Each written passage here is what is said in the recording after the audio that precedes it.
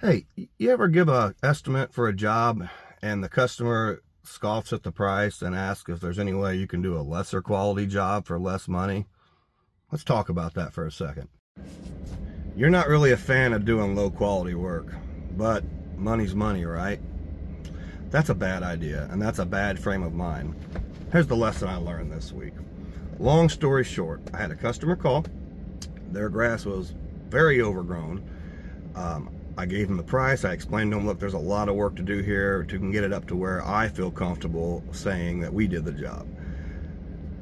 He come back with, hey, well, I understand, you're doing a lot of work and whatnot. Is there any way you could just do kind of not as great work and charge not as much money? Not a fan of that, honestly, because I don't like doing poor quality work. But I felt bad for his situation. I wanted to help. I said, you know what? Yeah, I'll tell you what. I'll do all the mowing. Now you guys are going to have to do the trimming yourself. I'm not going to do any weed eating, but I'll come get it knocked down. Keep the city off your back, and everybody be happy. Right? Wrong.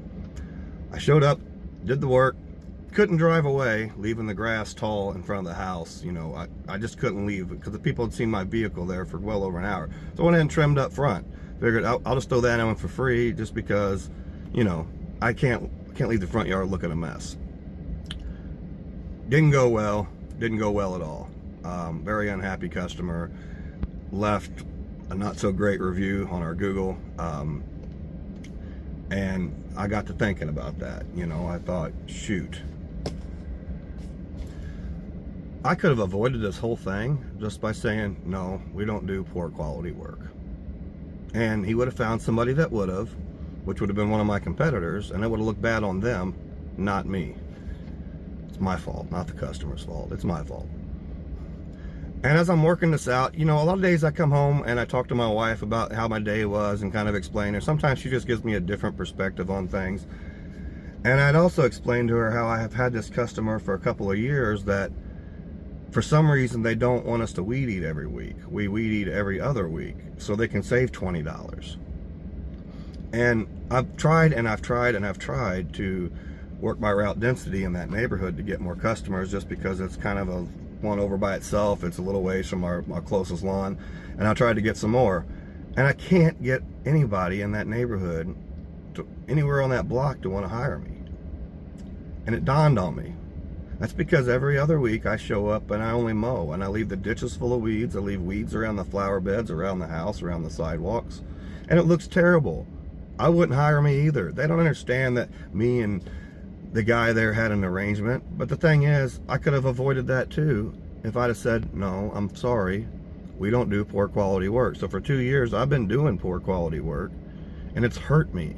That little $20 I'm saving him is costing me a lot of money. So, make a long story short, I had to smooth over the customer who wasn't happy that I did what I agreed to do, and I had to pretty much let go of the other customer because he still refused to let me weed eat every week. He didn't want to pay for that, and I wasn't going to do it anymore.